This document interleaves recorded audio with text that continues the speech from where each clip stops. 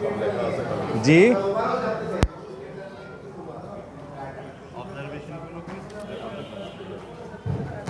না মানে মামলা তো করেছিলাম এই বিদ্যুৎ ও জ্বালানি দ্রুত সরবরাহ বিশেষ বিধান আইন 2010-এর, মানে এটা যেটা মানে কুইক রেন্টাল আইন নামে পরিচিত, তার 6-2 আর 9 ধারায়।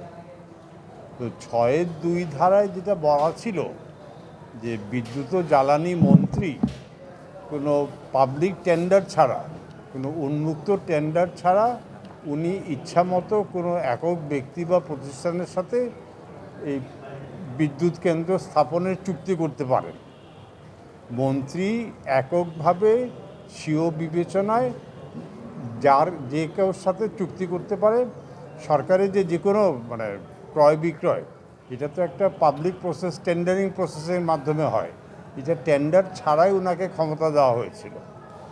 তো সরকারও এটাতে মানে সম্মতি জানিয়েছে এবং দেখিয়েছে যে এই 6-2 ধারায় অনেকগুলি কুইক রেন্টাল প্রজেক্ট হয়েছে।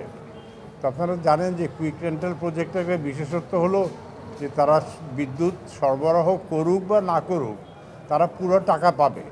মানে 100 মেগাওয়াটের বিদ্যুৎ কেন্দ্র সে 20 মেগাওয়াট সাপ্লাই দিচ্ছে, কিন্তু 100 মেগাওয়াটেরই টাকা পাবে।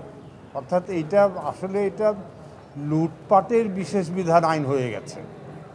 তো ওই জন্যই মানে আদালত এই 6-2-কে অসাংবিধানিক ঘোষণা করেছেন। এই যে এটা কোনো মানে আনলিমিটেড অসীম ক্ষমতা এক ব্যক্তিকে দেওয়া হয়েছে, এইটা একটা প্রজাতন্ত্রে হতে পারে না।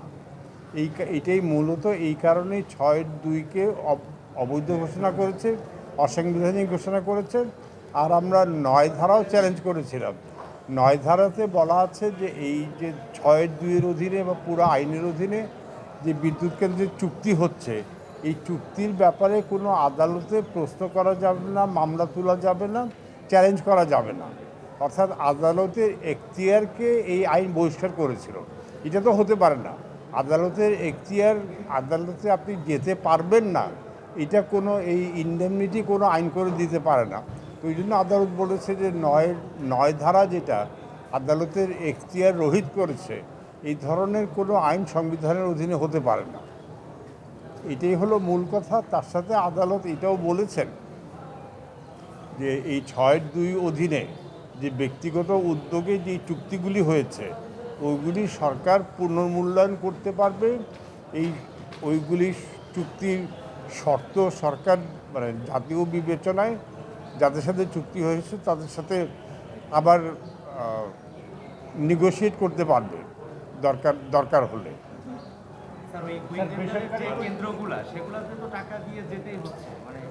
না এখন হ্যাঁ ওইটাই মানে এখন কুইক রেন্টালে যে টাকা দিয়ে যাচ্ছে, ওই যে সরকারকে বলেছে যে সরকার দরকার হলে ওদের সাথে চুক্তি মানে পুনর্মূল্যায়ন করতে পারবে। অর্থাৎ ওই চুক্তিগুলি যে ওই যে বসে থেকে টাকা দিবে, সরকার যদি ওটা না চায় তাহলে হয়তো ওই চুক্তির ওই শর্তগুলি সরকার বদলাতে পারবে। এই ক্ষমতাও এই রায়ে সরকারকে বিশেষভাবে দেওয়া হয়েছে। বাতিলও করতে পারবে না সরকারও। আমরা যেটা মানে দাবি করেছি না, আর যেটা বলেছে যে সাধারণভাবে মানে এই বেসরকারি বিদ্যুৎ কেন্দ্রের বাইরে তো সরকারি বিদ্যুৎ কেন্দ্র আছে। তো আদালত বলেছে যে সরকারের চেষ্টা করা উচিত যে সরকারের মালিকানাধীন বিদ্যুৎ কেন্দ্র যদি মানে বিদ্যুৎ কেন্দ্রগুলি যাতে পূর্ণ উৎপাদনে যায়, বিদ্যুৎ উৎপাদন বাড়ে, ওইসব কেন্দ্র অর্থনৈতিক স্বার্থে হ্যাঁ ওইসব বিদ্যুৎ কেন্দ্র যাতে আরও পূর্ণ উৎপাদনে নিয়ে যেতে পারে, সেই জন্য সরকারকে মানে পদক্ষেপ নিতে বলছে। স্যার, আগে সরকারের সময় বলা হতো যে কুইক রেন্টালের এই ধরনের একক ক্ষমতা দেয় এবং দ্রুত করার জন্য এর কোনো বিকল্প ছিল না। আপনার কি মনে হয় স্যার এটার পেছনে অন্য কোনো উদ্দেশ্য ছিল? অবশ্যই। এখন আমাকে যদি আপনি ক্ষমতা দেন যে আপনার সাথে একটা 50 কোটি টাকার চুক্তি করলাম, ওনার সাথে 100 কোটি টাকার চুক্তি করলাম, আর চুক্তি বললাম যে আপনি বিদ্যুৎ উৎপাদন করেন না করেন আপনার বিদ্যুতের সব পয়সা দিব, এটা তো একটা লুটপাটের চরম একটা ব্যবস্থা, যেটাকে লুটপাটটাকে আইনি একটা ভীতি দিয়েছে।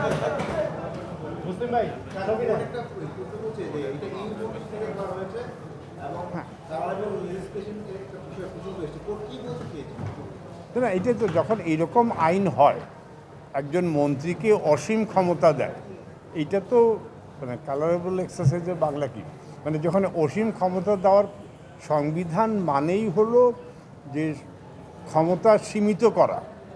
সংবিধানের মূল কথা হলো যে এমপির ক্ষমতা কি সংবিধান বলেছেন, মন্ত্রীদের ক্ষমতা কি সংবিধান বলছে, রাষ্ট্রপতি, এবং এটাকে নির্দিষ্ট করে দিয়েছে, সীমারেখা বেঁধে দিয়েছে।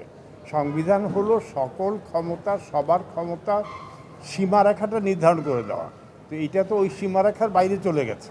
স্যার রায় তো বলছে যে জনগণ হচ্ছে রাষ্ট্রের প্রকৃত মালিক এবং তারা গণতান্ত্রিক শাসন ব্যবস্থা রুল অফ অর্ডারের প্রশ্ন তোলার অধিকারও তাদের আছে।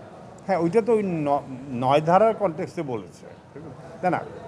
রাষ্ট্রের মালিকদের জনগণ, এটা তো সংবিধানে ৭ অনুচ্ছেদে স্পষ্ট করে বলা আছে, এটা তো ৫২ বছর ধরে বলা আছে। কিন্তু আমাদের যে ক্ষমতা বা মালিকানা, সেই মালিকানাটা এইসব আইন দ্বারা বিঘ্নিত হচ্ছে, লঙ্ঘিত হচ্ছে। ওকে, হয়েছে।